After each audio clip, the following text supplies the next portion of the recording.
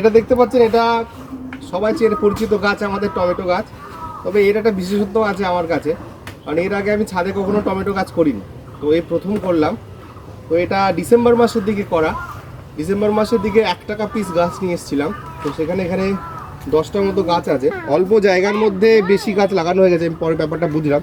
কিন্তু সব থেকে ভালো লাগে কি জানেন ব্যাপারটা, এই দেখুন প্রত্যেকটা ফুল, এর প্রত্যেকটা ফুল থেকেই ফল হয়েছে, মানে একটা ফুল পর্যন্ত মিস নেই, এর প্রত্যেকটা ফুল থেকেই ফল দেখা যাচ্ছে। তো এইটা একটা ভালো লাগার বিষয়। এবং ডিসেম্বর মাসে লাগিয়েছি, তো এখন হয়তো কিছুদিন সময় লাগবে।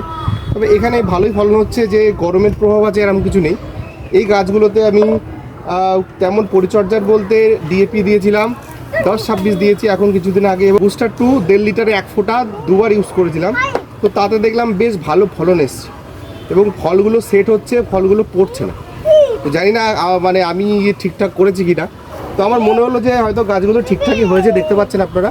তো আপনাদের এই সম্পর্কিত অভিজ্ঞতা, আমার অভিজ্ঞতা আপনাদের শেয়ার করলাম, যে এইগুলো মানে ছাদে তো সবজি করার জন্য খুবই উপযুক্ত হচ্ছে ক্যারেটগুলো।